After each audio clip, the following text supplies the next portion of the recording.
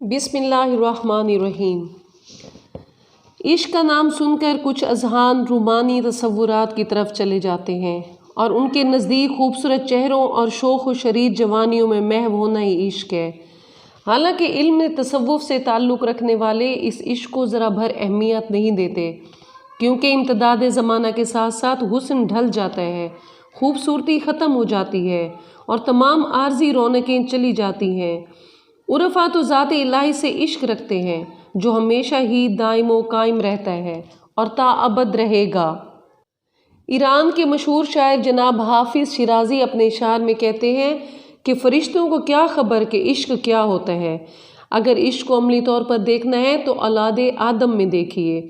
लेकिन बू अली सीना इस किस्म के तसव्वुरात के बारे में कहते हैं कि ये अकीदा सूफ़ियों का है। उनके नज़दीक ज़िंदगी के तमाम मराहिल में अक्ल पर सहारा लेना चाहिए और जो बात अक्ल तस्लीम कर ले उनको तस्लीम करना चाहिए।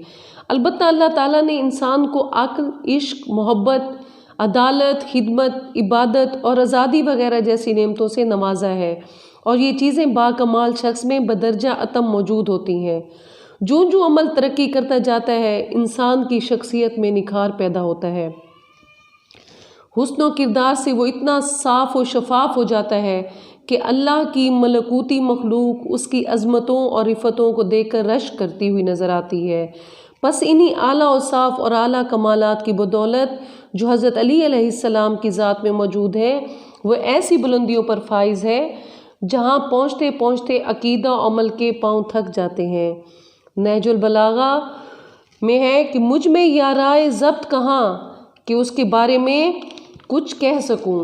यह हज़रत अली अलैहिस्सलाम की किताब है और ये कैसी किताब है। नहजुल बलागा दर हकीकत मुआरिफ़ इलाहिया का ठाठे मारता हुआ समंदर है। ये हकीकतों, हिकमतों और मारिफतों की माला है। जब कोई इंसान इसका मुताला करता है तो बहरे फ़िक्र में डूब जाता है और इस नतीजे तक नहीं पहुंच पाता कि इस किताब का मुअल्लिफ़ कौन है और क्या क्या बातें कर रहा है। कभी तो समझता है कि बू अली सीना का कलाम है, जब दूसरे मकाम पर मुताला करता है तो समझता है कि रूमी और महियुद्दीन अरबी बातें कर रहे हैं। फिर पढ़ता है तो ख्याल करता है कि फिरदौसी बोल रहा है या फ़लाँ गयूर इंसान अपनी हुर्रियत की दास्तानें बयान कर रहा है। किसी और जगह नज़र जाती है तो लगता है कि एक मुजाहिद, एक गोशा नशीन, कभी एक जाहिद और दुनिया से बेनियाज शख्स अपनी दाखिली कैफियत को बयान कर रहा है। इस किताब का हर हर्फ इंसानी इक़दार और बशरी तकाज़ों का जीता जागता तर्जुमान नज़र आता है। जब हम कलाम अली अलैहिस्सलाम पर गौर करते हैं तो सोचते हैं कि अली अलैहिस्सलाम किस कदर अजीम है और हम किस कदर पस्त। 50 साल पहले हमारे माशरे में फ़कत मजहबी और दीनी बातों को बयान किया जाता है और सिर्फ ज़ुहद और इबादत पर बातचीत की जाती थी। जब कोई वाइज़ या ज़ाकिर मिंबर पर जाता तो वो नहजुल बलागा की बसीरत आफरोज़ बयानात अवाम के सामने कभी पेश नहीं करता था।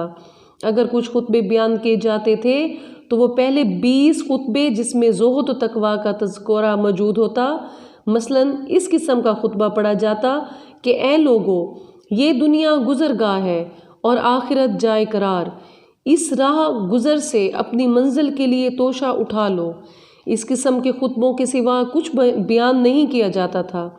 उसकी वजह यह थी कि उस वक्त का माशरा सिर्फ इस तरह की बातों को सुनने का आदी हो चुका था और यूं पूरी सदी बीत गई और कोई ऐसा शख्स पैदा ना हो सका जो कहे कि अमीर अल मोमिनीन अलैहिस्सलाम के हुकूमती मंशूर जो मालिक अश्तर के नाम लिखा गया को पढ़ो तो सही कि हुकूमती, सियासी और इज्तमाई अहकामात का अनमोल ख़जाना है।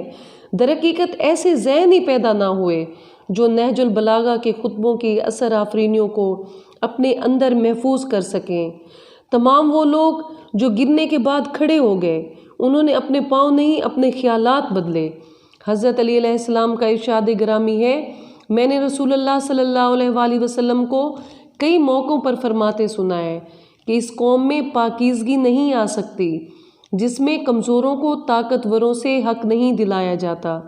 कई सालों तक कोई जहन भी इस अजीम फरमान को ना समझ सका कि मौला अमीर अल मोमिनीन अलैहिस्सलाम माशरती और इज्तमाई इक़दार को किस तरह तहफ़्फ़ुज़ दे रहे हैं آج دنیا میں جہاں کہیں غیرت و حریت اور آزادی کی آواز سنائی دیتی ہے یا انقلابی نظریاتی اور احتجاجی مظاہر دکھائی دیتے ہیں، یہ سب کچھ مولا علی علیہ السلام کی تعلیمات کا نتیجہ ہے۔ اللہ آپ کا اور ہمارا حامی و ناصر ہو۔